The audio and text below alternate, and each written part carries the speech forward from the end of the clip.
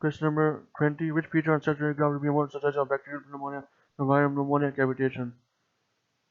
Which feature on statutory graph which would be more suggestive of bacterial pneumonia than viral pneumonia cavitation? Question 21. Feature graph shows dilatation of the left pulmonary artery with mural calcium. ECG shows right ventricular hypertrophy, which is most likely diagnosed pulmonary stenosis. Feature graph dilatation of the left pulmonary artery and mural calcium. ECG shows right ventricular hypertrophy, most likely cause diagnosis pulmonary stenosis. ECG shows right ventricular hypertrophy, most likely diagnosed pulmonary stenosis. Other options did not make sense. Question number 22. Radiograph shows epiphyseal irregularity. Radiograph shows epiphyseal irregularity and multiple abnormal ossifications on the medial portion of the distal femur and proximal and distal epiphyses. Distal femur and proximal and distal epiphyses. Distal tibial epiphyses of the affected leg. MRI shows the ossification lie within the epiphyseal cartilage. Described condition: Travers disease. MRI shows ossification epiphyses is seen in Travers disease. Ossification in epiphyses is seen in Travers disease. Radiograph epiphyseal irregularity and multiple abnormal ossification. There are epiphyseal irregularity and abnormal ossification on the medial portion of the distal femur and proximal and distal tibial epiphyses, and MRI the ossification lies within the epiphyseal cartilage. Condition: Travers disease. 23. MRI of the brain in premature baby. Ischemic lesion adjacent to the trigone of the lateral ventricle. Where is the most likely insult to have caused these appearances? Prolonged parallel asphyxia. Prolonged parallel asphyxia. Now, MRI of the brain shows ischemic lesions adjacent to the trigone of the lateral ventricle. Ischemic lesion adjacent to the trigone of the lateral ventricle. Most likely insult, prolonged parallel asphyxia. Ischemic lesions adjacent to the trigone of the lateral ventricle. Most likely insult, prolonged parallel asphyxia. 24. Ultrasound neonate on the high dependency unit shows heterogeneous avascular suprarenal mass is identified. Cystic chain and a peripheral hypoechoic rim develop over series of scans. The most likely cause of the abdominal mass, adrenal hematoma. The neonate in high dependency unit. So in this you can get atraumatic adrenal hemorrhage. So on there's on ultrasound we see heterogeneous avascular suprarenal mass within the adrenal gland, and cystic changes and peripheral hypoechoic rim develop or series of scans, most likely the cause of abdominal mass, adrenal hematoma. Also called non-traumatic adrenal hemorrhage. It can also be seen in delivery of baby with forceps. Adrenal hematoma or non-traumatic adrenal hemorrhage. 25. Radiograph shows the location and the region of the capitulum, medial head, and trachea. Field of the most likely underlying injury, above medial epicondyle. Radiograph shows ossification in the capitulum, the medial head, and the trachea. With most likely injury, above medial epicondyle. Question 26. Penis 2 cm midline neck mass in the neck just below hyoid bone, moves superior on trunk protrusion, ultrasound is cystic, and for the glossal duct cyst. 26. Penis 2 cm midline neck mass in neck just below hyoid, moves on superior on trunk protrusion, ultrasound is cystic, diagnosis, thyroglossal duct cyst. Is thyroglossal cancer, duct cancer. With a cyst, thyroglossal duct cyst, thyroglossal duct cyst. 27. What is the normal position of the duodenal junction on frontal views during upper gastrointestinal contrast examination? To the left of the pedicel of the vertebral body at the level of the duodenal bulb. Normal position of the duodenal junction. The normal rotation, if you see the duodenal junction is somewhere over here, there will be the normal position of the duodenal junction is will be over here somewhere. So to the left of the left pedicel of the vertebral body at the level of the duodenal bulb. Question 28.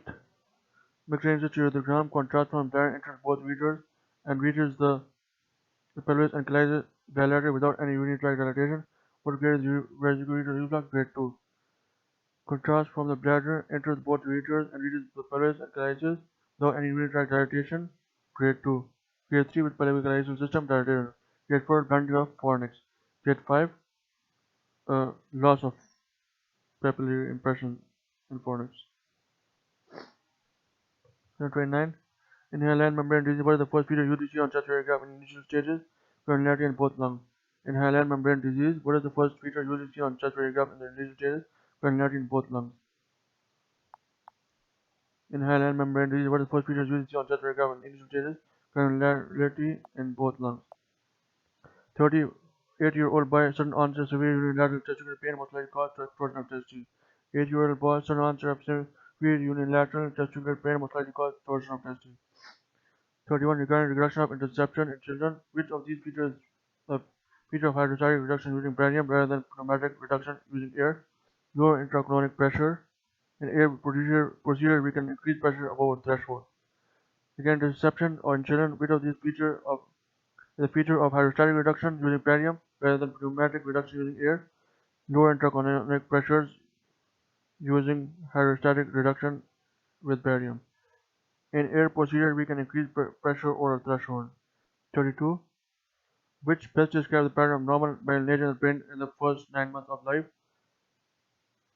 Caudal to cranial, posterior to anterior, deep to superficial, in reverse order from all angles. Correct?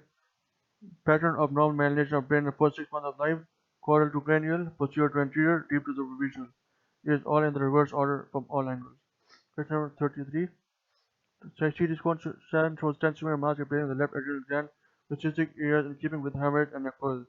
The mass is continuous with the upper pole of the left kidney, which is expanded and has acquired the same CT appearance of the adrenal mass. Choose the correct staging grouping. Stage 4. Because adrenal mass invaded adjacent kidney, so stage 4. 10 cm mass in adrenal gland with cystic areas, and then mass is continuous with and the mass is continuous with the upper pole of the left kidney, which expanded and acquired same CT appearance of the adrenal mass. Choose the correct stage grouping. For adrenal mass invaded the adjacent kidney, stage 4. 34. Ultrasound of a newborn girl shows a dull pelvic cyst. It is thin-walled and anechoic and has an adorant cyst, with the following most likely diagnosed ovarian cyst. Ultrasound of a newborn girl has an abdominal pelvic cyst, and then it is thin-walled and anechoic and has adorant cyst, most likely diagnosed ovarian cyst, because it's a newborn baby girl, and so most likely diagnosed ovarian cyst. 35. Which unusual feature would suggest a diagnosis of pycnodysostosis rather than more common osteoporosis? Multiple wormium bones. It is pycnodysostosis and wormium bones. It has obtuse angle mandible, wormium bones. It has bell-shaped thorax, pycnodysostosis, and hypoplastic clavicles, and spool-shaped vertebrae, and acroosteolysis and stress fractures. Pycnodysostosis. 36. The 1-month-old girl has a liquid discharge from the umbilicus. The following provides a superficial explanation: patent urachus, no such evidence. So, liquid discharge from the umbilicus of a 1-month-old girl, suitable explanation: patent urachus. 37. The radiograph shows a narrow chest with a very short ribs that do not extend beyond the anterior line, platyspondyle with curved vertebral bodies and sharp curved humerus. Which is the described dysplasia? Thanatotropic dysplasia. With short ribs is seen in thorax, so from the thorax, thanatotropic dysplasia. Radiograph shows a narrow chest with short ribs that do not extend beyond the anterior axial line, platyspondyle with curved vertebral bodies and sharp curved humerus. Which is described dysplasia? Thanatophoric dysplasia. Short ribs are seen in thorax, so thanatophoric dysplasia. Question number 38. Immature skeleton often break with a pattern that differs from mature skeleton, with incomplete fractures and plastic bowing. What is the most important factor in the pediatric skeleton that accounts for this? Thick periosteum. In immature skeleton, break with a pattern that differs from mature skeleton. Most important factor in pediatric skeleton that accounts for this is thick periosteum. 39. Neonate with Down syndrome. It presents by vomiting, abdominal radiograph shows dilated gas-filled stomach and duodenal bulb. The total absence of gas in the small and large bowel, most likely diagnosed duodenal atresia, double vessel. Abdominal radiograph shows gas-filled stomach and duodenal bulb. The total absence of gas in the small and large bowel, diagnosed duodenal atresia. Dilated abdominal radiograph shows A rare gas-filled stomach and duodenal bulb with a total absence of gas in a small and large hole. Diagnosed duodenal atresia. Number 40. A 6-month-old, an infant with a cardiac murmur, learning disability, physical handicap, abnormal facies, ultrasound shows unilateral ureteric obstruction by an echo bright focus on the bladder wall at the respiratory junction. Bladder vertical is also noticed, most likely primary diagnosis Williams syndrome from abnormal facies. Now there are many manifestations of Williams syndrome. So it has cardiac defects, it has patient's physical handicap, but most easiest one is he has abnormal facies. Abnormal facies is seen in Williams syndrome. And another one, abnormal facies is seen in, I think, mucopolysaccharidosis. So when abnormal facies come, so I think of Williams syndrome or mucopolysaccharidosis. That's it. Okay, now question number 41. At 20 weeks or antenatal ultrasound scan, a fetus has a renal pelvic diameter measured at 7 mm unilaterally. When the scan is repeated at 35 weeks, the renal pelvic measures 12 mm. Was appropriate follow-up or ultrasound scan within 4 hours of birth. Because at 20 weeks, we already done ultrasound scan, the fetus had renal pelvic diameter of 7 mm. It means he is developing hydronephrosis. Then when scan repeated at 35 weeks, the renal pelvic measures 12 mm, which is even more hydronephrosis. So most appropriate follow-up is ultrasound scan right after birth, 24 hours, within 24 hours after birth, we do ultrasound scan to monitor the renal anomalies. For 2, which of the following findings on ultrasound examination of the hip of an 8-week-old child suggests the diagnosis of constantly located but unstable hip joint and alpha angle of 48. Normal alpha angle is greater than 60 and beta angle less than 55. So alpha angle 48 will be constantly located but unstable joint. Question number 43.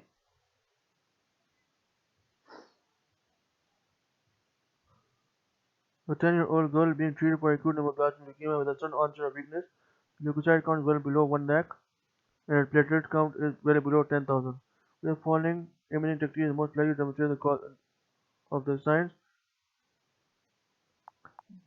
Current echo MRI to see small potential hemorrhage. The child with leukemia, 10-year-old girl being treated for acute lymphoblastic leukemia with sudden onset of weakness. The leukocyte count is well below 1 lakh and platelet count is below 10,000. Then what imaging technique is most likely to demonstrate the cause of the signs? Create an echo MRI to see small potential hemorrhages. Create an echo MRI to see sudden onset of weakness in a 10-year-old girl under treatment for ALL. 44. An 18-month-old girl has follow-up chest radiograph. Triangular shaped mass arising from the mediastinum project over the right upper lobe. These are triple border, most appropriate next investigation, no further investigation. This is diagnosis of thymus. 18-month-old girl with follow-up chest radiograph shows a triangular shaped mass arising from the mediastinum projecting over the right upper lobe. These are triple border, most likely next investigation, no further investigation. 45. What is the commonest chest radiograph finding in the tetralogy of Pallat? Revered cardiac apex. Commonest chest radiograph finding in TOF is revered cardiac apex. 46. Ultrasound scan show the pyloric canal length of 18 mm, transverse pyloric diameter of 12 mm, and pyloric muscle wall thickness of 3 mm. What is the most proper next step in management? Pyloromyotomy. Because pyloric canal length is 18 mm, which is more than normal, and transverse pyloric diameter is 12 mm, which is also a bit more than normal. What's the proper next step in management? Pyloromyotomy. 47. A 2-day-old child with failure of meconium, contrast anemia shows dilated sigmoid colon with near poorly distended rectum and persistent corrugated